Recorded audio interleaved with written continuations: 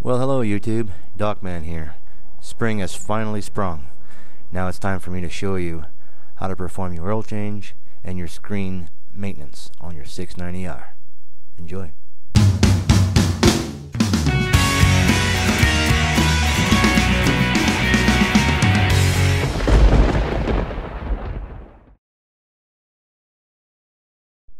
Okay, here's what you're going to need. You will need your oil, 1050, full synthetic. Pair of gloves, always good when you're working on synthetics. You'll need your two filters, your small and your big from KTM. You will need an 8mm socket, a 10 and a 13, your wrench. You'll need a high flash point solvent. I use kerosene. I will also use these little grips here, whatever, they're ring grips, to take the filters out of their holes, or sockets, whatever you call them. You will need your paper towel and your container to dispose your oil and to fill your bike back up. Okay guys, first things first, we will bring our motorcycle to normal operating temperatures.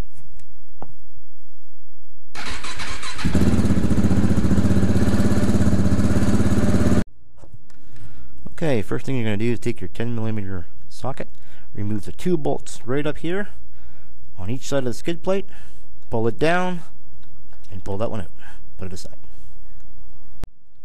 Okay, next we will remove the oil drain plug that sits right here on the right hand side.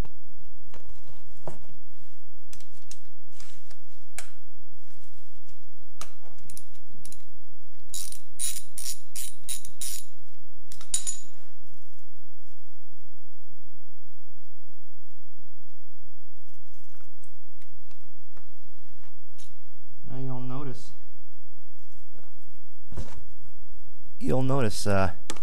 oops, just dropped there. You'll notice on the end of the drain plug there's some black stuff there, and that's actually a magnet, and you should just grab some paper and clean that. That's some little bit of metal there from the break-in and all that stuff. Okay, so while that engine is finishing to drain, I'm going to go to the next one, still 13mm socket, and that will be my screen. Now, what I had done now, before I'm taking this off, I prepared a little bit of kerosene in a bowl. There will be oil coming out of there, and I'm going to get that screen out and I'm going to put it in the bowl. You might want to get a pair of pliers too to get it out. There you go, and this is what it looks like, and that goes into the bowl that I've set right there.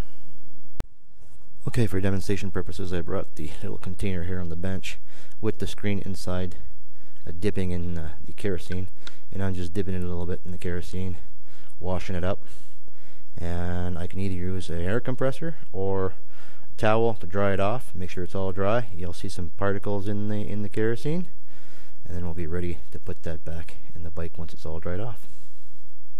Okay, once our screen is all cleaned and dried out, what I do is I put the screen back in the clean cap. I put the cap right back in. I will screw that back in and tighten this to 11 foot-pounds. Okay, next we'll take the 8mm socket and we'll take off these two bolts to expose our first oil filter. We remove the cover. Okay, once the cover removed, oil will drain from it, and this is where I use these pliers to pry the inside like that. Kind of pry the inside like that and take the filter out. Once we've cleaned everything, cleaned up the oil, we will take the long filter of the both. We will insert it back in, push it back in so it sits. We will put our cover back on, align that, and we will torque. Actually, it has to sit a little more in there. You gotta push it in pretty far, okay. And then put our cover back, and we will torque the bolts to 4.4 foot-pounds. As we come a little more to the front of the motorcycle, we will be taking the second screen out and repeat the same step as the first screen.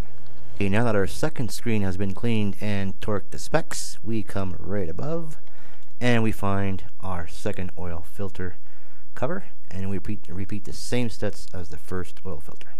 Now that our two screens are clean, our two oil filters are changed, it's time to put in the oil drain plug back. A nice and clean one. Just make sure you cleaned all the stuff off it, and has this crush washer. And we will put that back in and torque that to 14.8 foot-pounds.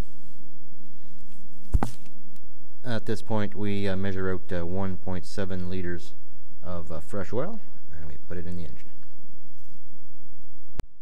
Alright guys, we're almost done. All we gotta do now is start the motorcycle, let it run for about a minute, and check for leaks.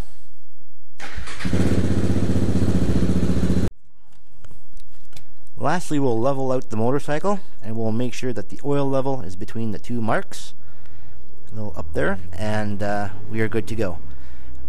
And the last thing we do is install our skid plate. And if you like this video, please subscribe, like, share, and now it's time to go ride. Thanks for watching.